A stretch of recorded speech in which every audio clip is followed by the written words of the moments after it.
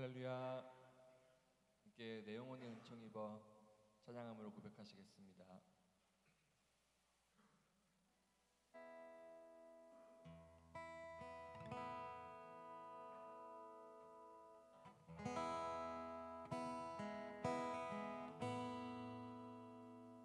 내 영혼이 은총 입어 중한 죄짐 벗고 보니 슬픔 많은 이 세상도 천국으로 화도다.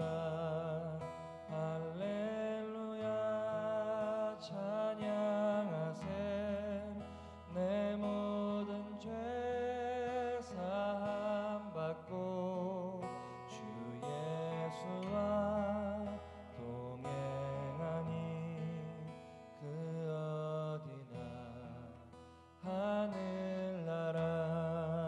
주의 얼굴 뵙기 전에 멀리 뵈던 하늘나라. 내 맘속에 이루어지니 날로 날로 가깝도다. 할렐루야 찬양하세. 내 모든 죄 사함 받고 주 예수와 동행하니 그 어디나 하늘나라. 높은 산이 거친 들이 조막이나 궁궐이나 내 주 예수 모신 곳이 그 어디나 하늘나라. 할렐루야 찬양하세. 내 모든 죄 사함 받고 주 예수와 동행하니 그 어디나 하늘나라. 할렐루야 할렐루야 찬양하세. 내 모든 죄 사함 받고 주 예수와 동행하니 그 어디나 하늘나라.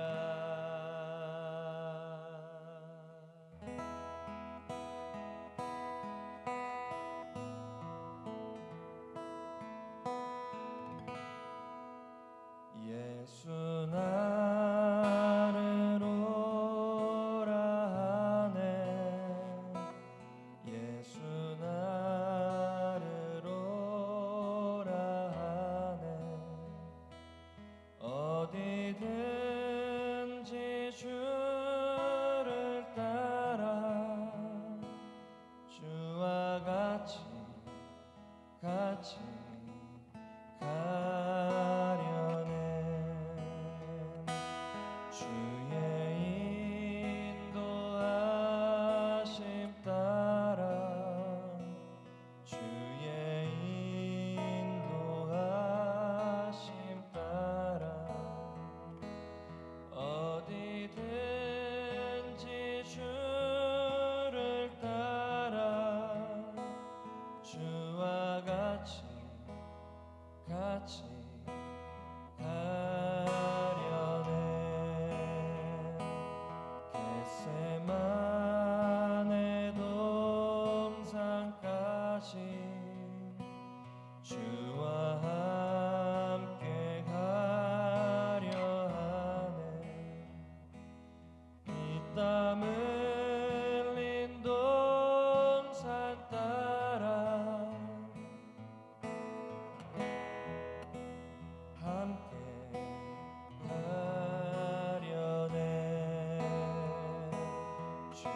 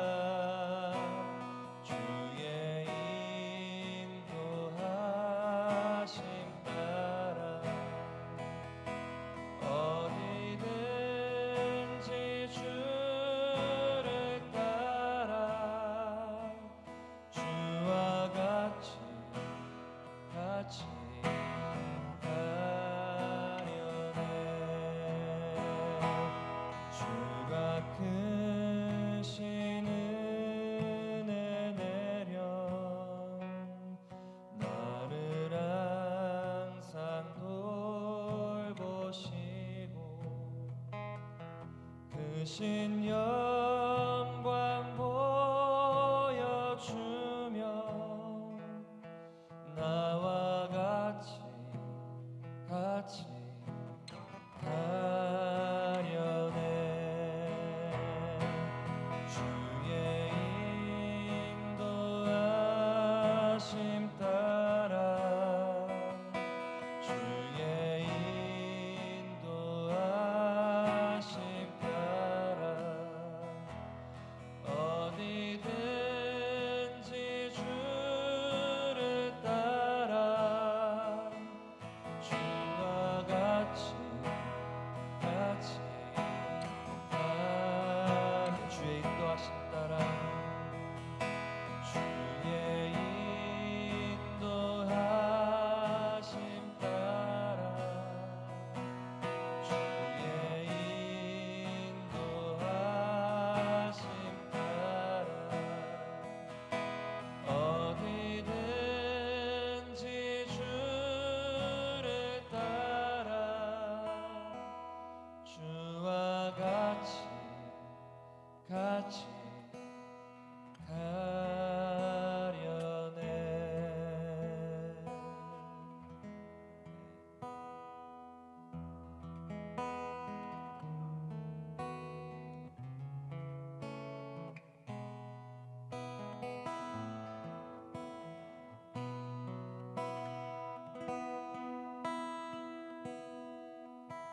우리 모두 예배하는 자 되어 온전히 영과 진리로 주를 예배하자.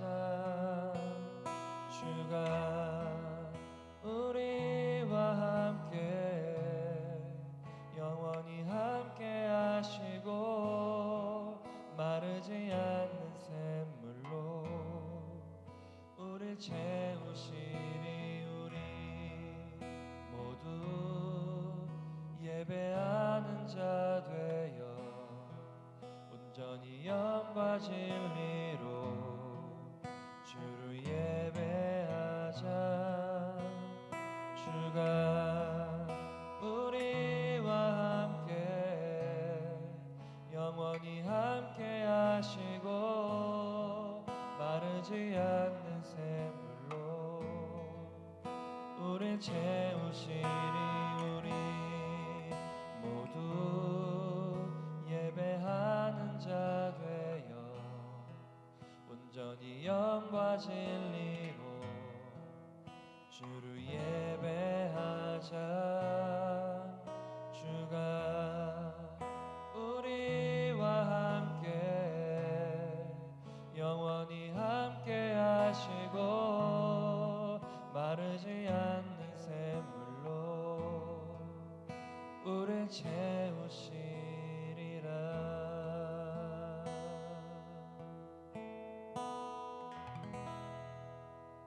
함께 묵상하심으로 기도하시겠습니다.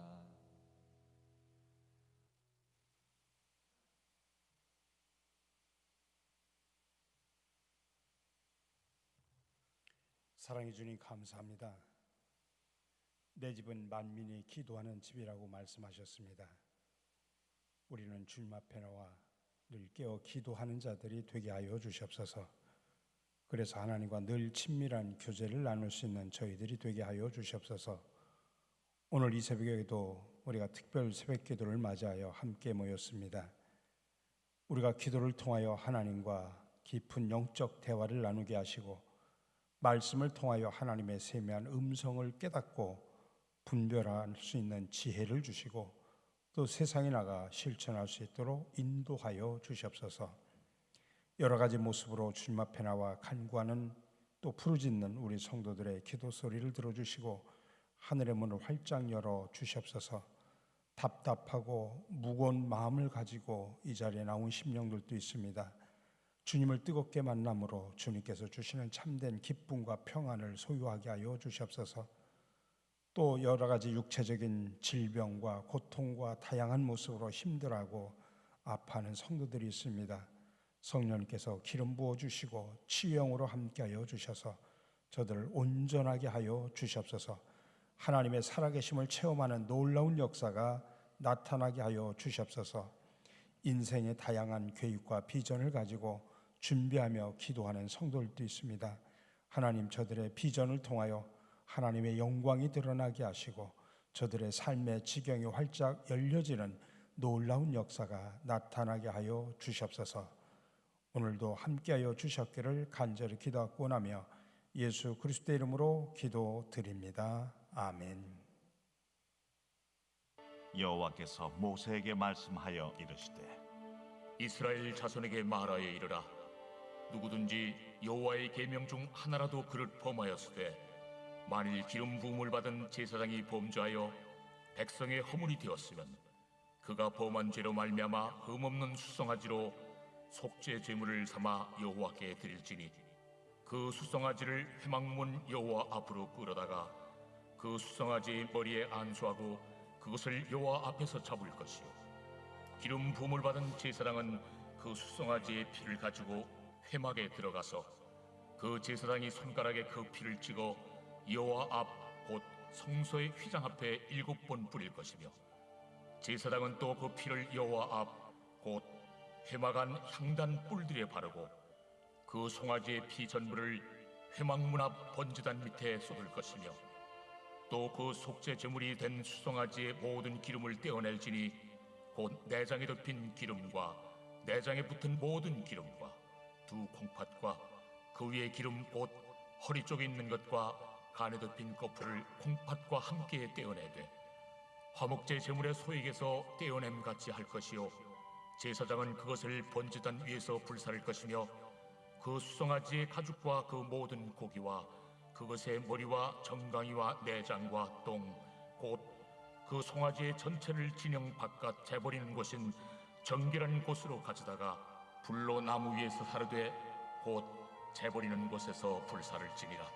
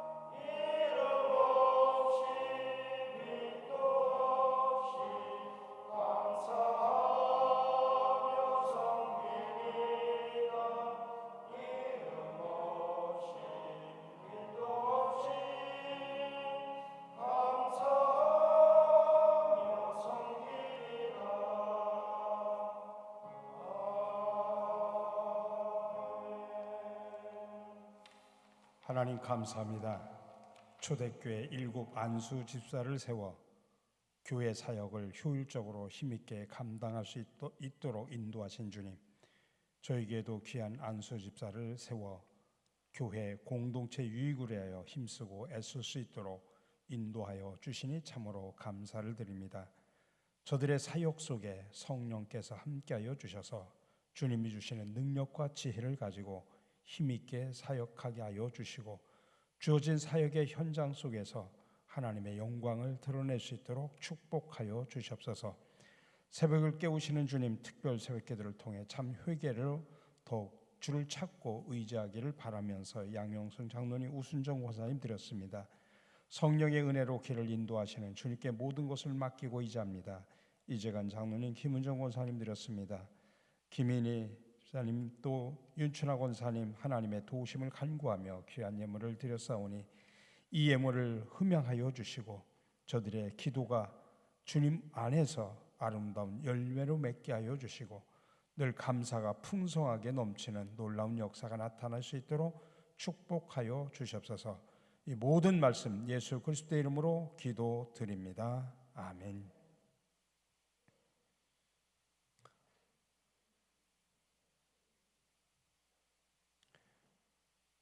구약 성경 레위기에는 제사 제도가 자세하게 기록되어 있습니다. 근데 이 레위기의 제사 제도와 다른 모든 종교의 제사 제도와는 근본적인 차이점이 있습니다. 다른 모든 제사 제도는 사람들이 만들어낸 것입니다. 그러나 구약의 제사 제도는 하나님께서 직접 명령하셔서 만들어진 것이라고 하는 큰 차이점이 있습니다. 그러면 하나님께서 왜 제사 제도를 이렇게 자세하게 만들어 줬을까요? 이 점이 구약의 이스라엘 백성들의 제사를 이해하는 열쇠라고 볼 수 있습니다.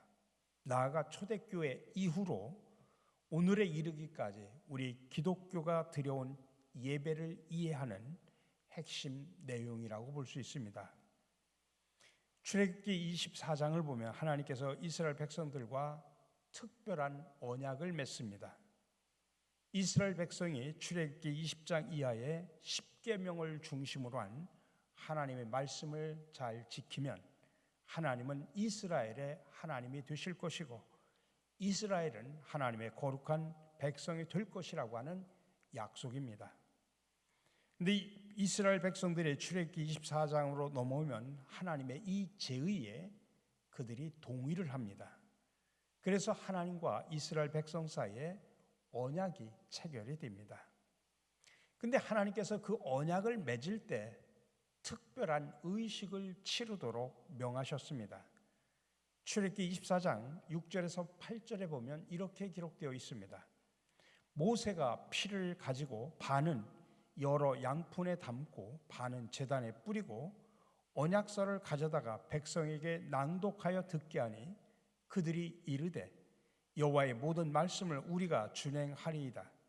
모세가 그 피를 가지고 백성에게 뿌리며 이르되 이는 여호와께서 이 모든 말씀에 대하여 너희와 세운 언약의 피니라.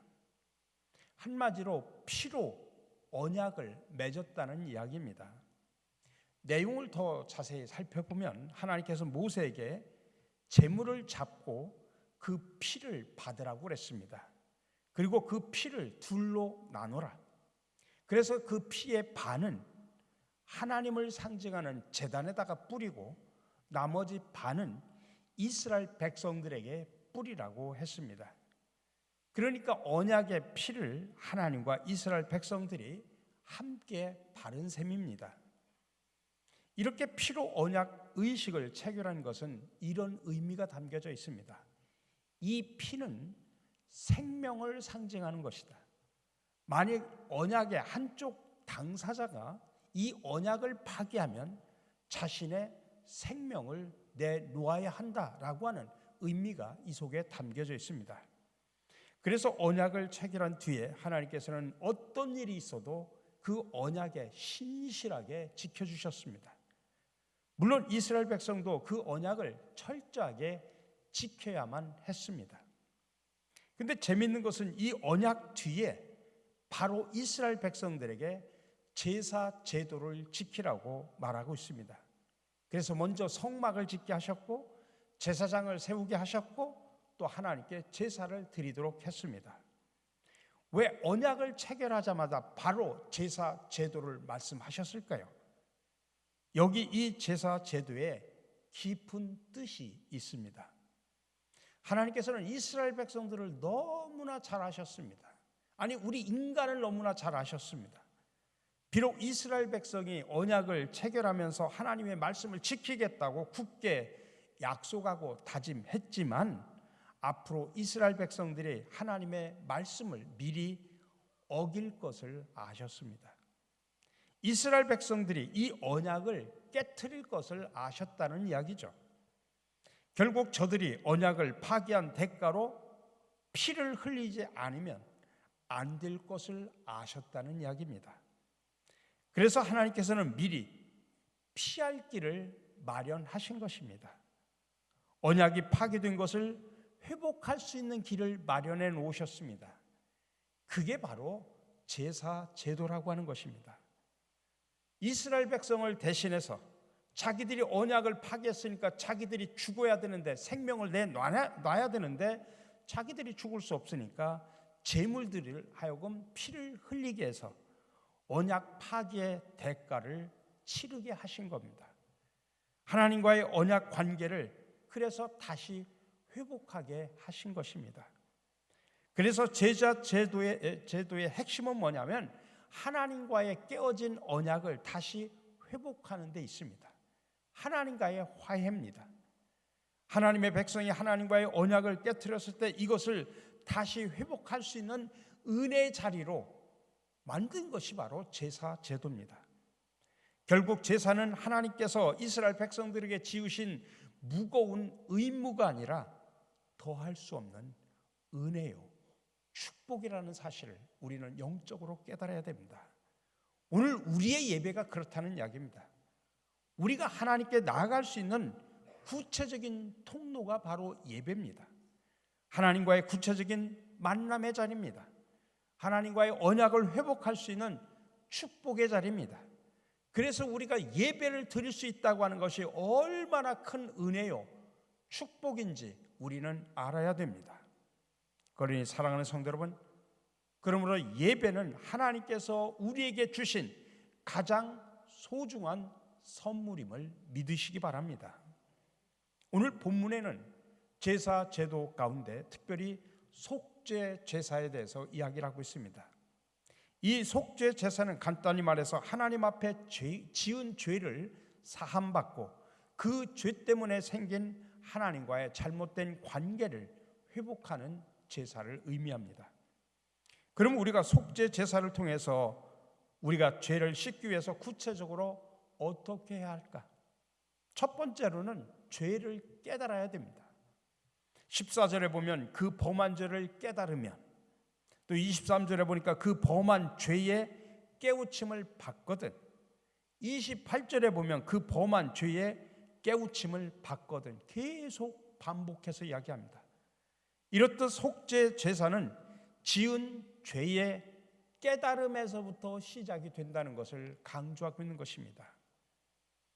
톨스토이의 글 가운데 이런 이야기가 있습니다. 한 부인이 목사님을 찾아와서 자기는 지은 죄가 별로 없는 것 같고 또 잘못한 일이 있기는 있는 것 같은데, 그러나 그건 누구나 다 범하는 것이고 또 그렇게 심각하지도 않은데 그래도 회개를 해야 되느냐라고 물었습니다.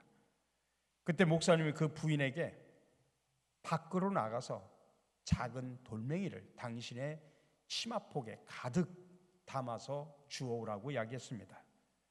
부인이 치마폭에 작은 돌들을 잔뜩 주워왔습니다. 이어서 바닥에 늘어놓고 그 돌들을 세워보라고 이야기합니다. 다 세고 나니 이제는 됐으니 도로 있던 자리에 갖다 놓으라고 이야기했습니다. 그러자 부인이 난처했습니다. 다시 주워 담는 일도 쉬운 일이 아니지만은 있던 자리에 도로 갖다 놓는 일은 사실은 불가능했기 때문입니다. 어떤 돌이 어디에 있었는지 도무지 알 길이 없기 때문입니다. 그때 목사님께서 말씀하셨습니다. 이 작은 돌들이 바로 당신이 지은 죄들이요. 당신은 이렇게 많은 죄를 지었으면서도 하찮게 여겼기 때문에 제대로 회개하지 못했고, 그래서 죄가 이렇게 늘어만 간 것입니다. 그런데 이제 회개하려니 그 돌멩이가 어디 있었는지 기억하지 못하는 것처럼 언제 내가 무슨 죄를 지었는지 알지 못해서 회개할 수 없는 것입니다 라고 이야기했답니다. 그렇습니다. 우리는 죄에 대해서 너무 무감각해졌기 때문에 내가 무슨 죄를 졌는지를 모릅니다.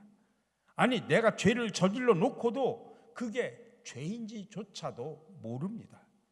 그래서 우리가 참여하자고 하면 막연하게 주님, 나는 죄인입니다, 용서하여 주시옵소서 의례적으로 참회를 합니다. 그래서 그래, 무슨 죄를 용서해 줄까 주님이 물어보면 여러분 구체적으로 답변하기가 어렵습니다. 그러니 여러분, 우리는 이제부터 죄에 대해서 민감한 삶을 사셔야 됩니다. 내가 어떤 죄를 범하고 있는지 깊이 깨달아야 됩니다. 아니, 하나님께서는 내 죄를 아시는데 정작 나는 모른다면 말이 되겠습니까? 두 번째로 죄를 고백해야 합니다. 레위기 4장 속죄제 전체를 살펴보면 그 대상이 4종류로 구분이 되어 있습니다. 제사장, 온 회중, 족장들, 그리고 평민들입니다. 저들 모두가 자기 직분에 따라, 자기 상황에 따라 구체적이고 실제적인 죄를 범한다고 하는 것이 전제된 것입니다. 그리고 4종류의 대상에 따라서 속죄 제사법이 다 다릅니다. 이것은 뭐를 의미하냐면 죄에 따라 지은 사람들에 따라서 속죄 방법이 다 다르다 이 말씀입니다.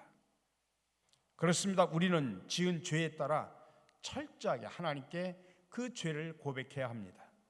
애매하게 나는 죄인입니다, 내 모든 죄를 사하여 주시옵소서, 이런 식으로 해서는 안 된다는 이야기입니다. 게다가 이스라엘 백성들은 한 번에 과거에 지은 죄, 현재 지은 죄, 앞으로 지을 죄 모두 속죄할 수 있는 게 아니었습니다. 죄를 지을 때마다 그 구체적인 죄를 속죄하기 위해서 속죄 제사를 드렸다는 사실을 기억하셔야 됩니다. 그렇습니다. 속죄는 마치 판자에 여러 못이 박혀 있으면 하나씩 뽑아내야 되는 것처럼 내 심령 속에 박혀 있는 죄들은 주님의 보혈로 하나씩 우리는 뽑아내야 하는 것입니다. 구체적으로 내가 저지른 죄를 하나님께 고하며 속죄를 해야 하는 것입니다. 그래서 요한 1서 1장 8절에서 9절 이렇게 말합니다. 만일 우리가 죄 없다 하면 스스로 속이고 또 진리가 우리 속에 있지 아니할 것이요, 만일 우리가 우리 죄를 자백하면 저는 미쁘시고 의로우사 우리 죄를 사하시며 모든 불의에서 우리를 깨끗하게 하실 것이요. 믿으시기 바랍니다. 사랑하는 성도 여러분, 그러니 오늘부터 우리의 죄를 구체적으로 철저하게 남김없이 고백하시기를 바랍니다. 그래서 우리의 죄를 낱낱이 빠짐없이 사함받는, 그래서 용서함을 받고 주님 안에서 은혜를 누리며 사랑을 누리며 살아가시는 저와 여러분들이 되시기를 주님의 이름으로 간절히 축원합니다.